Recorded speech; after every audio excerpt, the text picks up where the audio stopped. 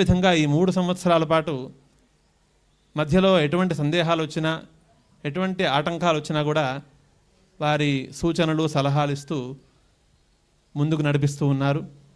వారిని ఈ గురుకులం యొక్క విశేషాలు, అలానే ఈ సంవత్సర కాలంలో విద్యార్థులు అధ్యయనం చేసినటువంటి విశేషాలు, ఈ గురుకులానికి సంబంధించినటువంటి మాటలు చెప్పవలసిందిగా కోరుతున్నాను ఈ సందర్భంగా.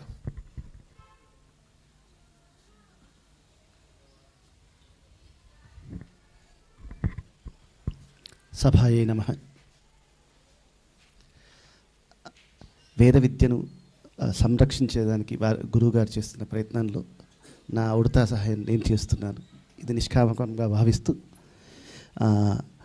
ఈ 3 ఏళ్లలో చాలా అభివృద్ధి మనుగడ జరిగింది ఈ విద్యా సంస్థలో.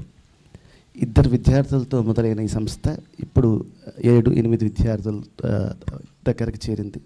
విశేషం ఏమిటంటే ఇక్కడ అందరూ చిన్న విద్యార్థులే. అంటే చిన్నప్పటి నుంచి ఒక మార్గంలో పెట్టాలని, పెద్ద విద్యార్థులు కాకుండా వేరే విద్యా సంస్థల నుంచి వచ్చేవారు కాకుండా మన విద్యా సంస్థ నుంచి మనకు ఒక సంగీతంలో ఒక బాణీ ఉన్నట్టే ఇక్కడ ఆ గురుకులం యొక్క గొప్పతనాన్ని కొనసాగించాలని చెప్పేసి చిన్నపిల్లలు తీసుకోవడం జరుగుతుంది. వారిని మంచిగా తీర్చిదిద్దడానికి ప్రయత్నం జరుగుతుంది. గురువుగారు చెప్పినట్టు మనకు ఇక్కడ వేద విద్యతో పాటు సాయంకాలం విష్ణు సహస్రనామ పారాయణ, దక్షిణామూర్తి స్తోత్రం ఇలాంటివి అంటే పారాయణలు జరుగుతున్నాయి. పిల్లలకి అన్నీ నేర్పిస్తున్నారు. సంస్కృతం కూడా వారే నేర్పిస్తున్నారు. ఇంకా ఆంగ్ల విద్య అంటే నా దృష్టిలో అవిద్య. అది కూడా అవసరం కాబట్టి మనం చేస్తున్నాం. ఆ ప్రయత్నంలో భాగంగా కొంచెం రవి గారు అని చెప్పేసి వారు వచ్చి ఆంగ్ల బోధన చేస్తారు. ఈ ఆంగ్ల విద్య అనేది కొంచెం ఇప్పుడు అవసరం, తప్పదు కనుక మనం చేయాల్సిన పని. ఇంకా వీరి పరీక్షల గురించి చెప్పే ముందర మన లౌకికమైన బ్రాహ్మణులకి ఒక చిన్న ఒక విన్నపం. పూర్వకాలంలో బ్రాహ్మణుల్ని అగ్రహారాలు పెట్టి క్షత్రియులు పోషించేవారు. ఇప్పుడు ఆ పాత్ర మనం తీసుకోవాలని సవినయంగా మనవి చేస్తున్నాను.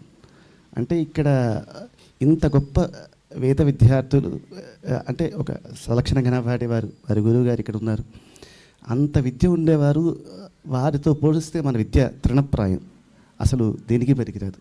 అలాంటి వారికి మన వంతు సాయంగా మనం చేయాలని ఇది అంటే ఇంగ్లీష్లో చెప్పాలంటే it has to be self sustained. మనం మన పైన ఇది తగ్గించి, భారం తగ్గించి ఒక సిస్టమ్ని క్రియేట్ చేసి అది స్వతహాగా నడిచే విధానంగా మనం ప్రయత్నం చేయాలని, అది చేస్తే మనం మన బాధ్యత నిర్వహించే వాళ్ళు అవుతామని నా యొక్క ఉద్దేశం అండి. ఆలోచించండి. మనకు మార్గాలు భగవంతుడు చూపిస్తాడు. కానీ ఏంటంటే మొదట మనం గుర్తించాల్సింది ఏంటంటే మన డొనేషన్స్ ద్వారా కానీ దానాల ద్వారా కానీ ఎక్కువ కాలం సాగదనేది నా గట్టి నమ్మకం.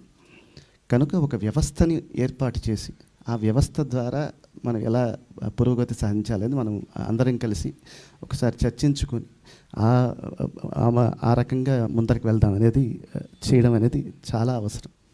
అంటే మన విద్యని మనం కొంచెమే నేర్చుకుంటున్నాం మన లౌకిక ఉన్న దానిలో. కానీ ఏంటంటే ఇలాంటి వారు అంటే ఒక్క గురువు 100 మంది శిష్యులను తయారు చేయగలండి. సో ఇలాంటి వాళ్ళు ఇక్కడ 8 మంది గురువులు కావాలి.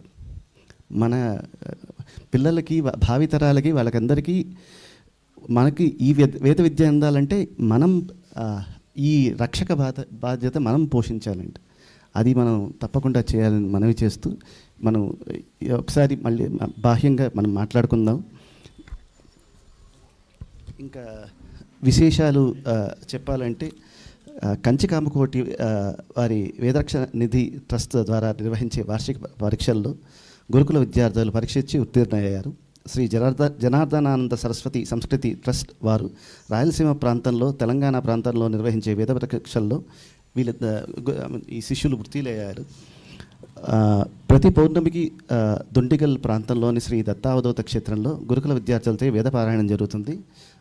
ముందట చెప్పినట్టుగా వీరు అందరూ రోజు విష్ణు సహస్రనామం జరుగుతుంది. ఇంకా శ్రీకృష్ణ మండల వేద విద్యా ప్రవర్తక సభ వారు ప్రతి ఏటా శంకర జయంతి నాడు నిర్వహించే వేద పరీక్షలు ఇచ్చి ఉత్తీర్ణులయ్యారు విద్యార్థులందరూ. ఇంకా మిగతా గురుకులానికి సంబంధించినవన్నీ మన గురువుగారు క్షుణ్ణంగా చెప్పడం జరిగింది కనుక నేను ఇంకొక మారు అందరికీ మన లౌకికమైన బ్రాహ్మణులకందరికీ మనవి ఏమిటంటే, ఇది మన బాధ్యత, ఇది మన నిష్కామ కర్మ, తప్పకుండా అందరం కలిసి నిర్వహిద్దాం. ధన్యవాదాలు.